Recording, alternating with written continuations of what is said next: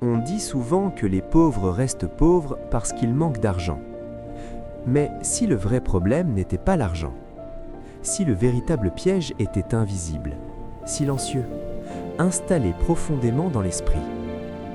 Je vais te raconter une histoire. Deux garçons, Kofi et Idriss.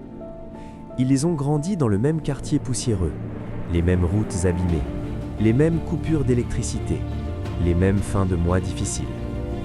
Leurs parents travaillaient dur, parfois du matin jusqu'à la nuit pour maintenir la famille à flot. À la maison, les phrases revenaient souvent. L'argent est difficile à gagner. Les riches sont malhonnêtes. Nous, on doit rester à notre place. Ces phrases semblaient normales. Personne ne criait, personne ne se plaignait. C'était juste la réalité. Mais pour un enfant, ce qu'il entend devient une vérité absolue. Un jour, à 10 ans, Kofi annonça avec enthousiasme qu'il voulait créer une entreprise plus tard. Il voulait vendre quelque chose, bâtir quelque chose, devenir grand. Un adulte sourit légèrement et répondit « Mon fils, cherche plutôt un travail stable. Les affaires, c'est risqué. Ce n'est pas pour nous. » Ce jour-là, quelque chose s'est installé en lui.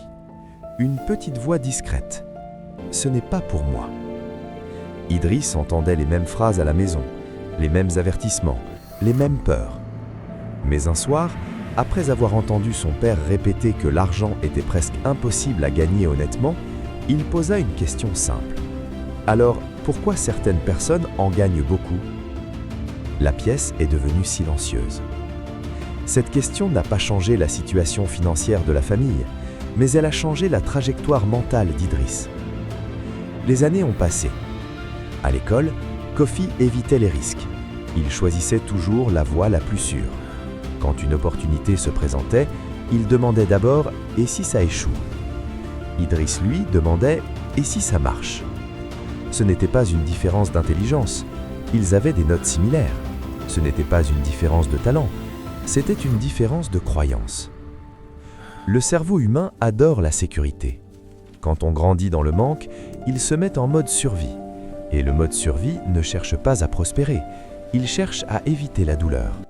Alors, on apprend à ne pas rêver trop grand, à ne pas viser trop haut, à ne pas se faire remarquer.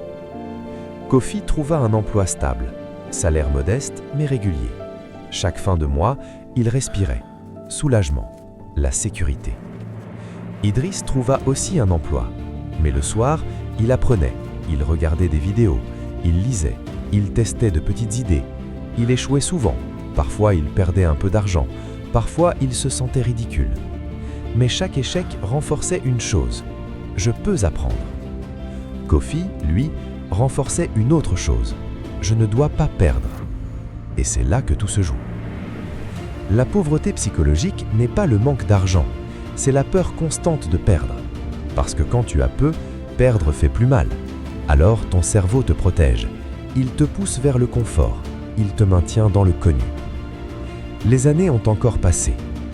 Kofi recevait des augmentations, pas énormes, mais suffisantes pour améliorer son niveau de vie.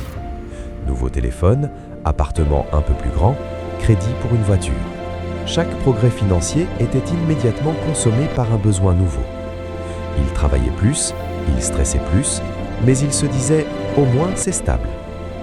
Idriss, lui, n'augmentait pas tout de suite son niveau de vie. Quand il gagnait un peu plus, il investissait dans ses compétences. Une formation, un projet, un outil. Il ne cherchait pas seulement de l'argent, il cherchait de la capacité.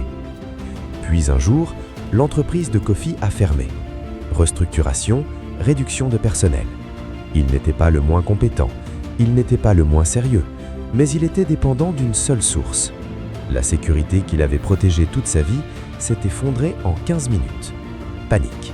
Colère, injustice. Il répétait « Pourquoi moi ?» Idriss a aussi traversé des difficultés, des projets ratés, des mois sans revenu stable. Mais il avait développé autre chose, la capacité à créer. Quand une porte se fermait, il ne se demandait pas seulement « Pourquoi ?», il se demandait « Qu'est-ce que je peux faire maintenant ?» La différence n'était pas dans leur portefeuille, elle était dans leur identité. Kofi se voyait comme quelqu'un qui doit protéger ce qu'il a. Idriss se voyait comme quelqu'un capable de créer. Et ton identité détermine tes décisions quotidiennes. Si tu te vois comme quelqu'un qui manque, tu protégeras chaque petite ressource. Si tu te vois comme quelqu'un qui peut apprendre et créer, tu prendras des risques calculés. Le piège psychologique le plus puissant de la pauvreté, c'est le court terme. Quand tu vis dans le stress financier constant, ton cerveau pense à demain, à la facture, à la pression immédiate. Il ne pense pas à 5 ans. Il ne pense pas à construire, il pense à survivre. Et survivre n'est pas la même chose que progresser. La vérité, c'est que beaucoup de gens ne restent pas pauvres parce qu'ils sont incapables. Ils restent pauvres parce qu'ils ont été programmés à éviter l'inconfort plus qu'à chercher la croissance. Ils ont appris à sécuriser plutôt qu'à multiplier, à obéir plutôt qu'à créer, à craindre l'échec plutôt qu'à l'utiliser.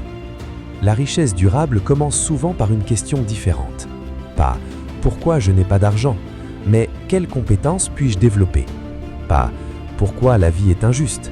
mais « qu'est-ce que je peux contrôler aujourd'hui ?» Le jour où tu comprends que tes croyances influencent tes décisions et que tes décisions façonnent ta trajectoire, tout change. La pauvreté la plus dangereuse n'est pas dans le compte bancaire, elle est dans les phrases répétées sans réflexion, dans les limites acceptées sans question, dans les peurs héritées sans examen. La bonne nouvelle, les croyances ne sont pas gravées dans la pierre. Elles peuvent être remplacées. Et parfois, tout commence par une simple question, comme celle d'Idriss. Et si c'était possible pour moi aussi? Parce que le cerveau cherche des preuves de ce que tu crois. Si tu crois que tu es limité, il te montrera des limites. Si tu crois que tu peux évoluer, il cherchera des opportunités. Alors la vraie question n'est pas « pourquoi les pauvres restent pauvres ?» La vraie question est « quelle histoire es-tu en train de te raconter chaque jour ?» Car cette histoire devient ta réalité.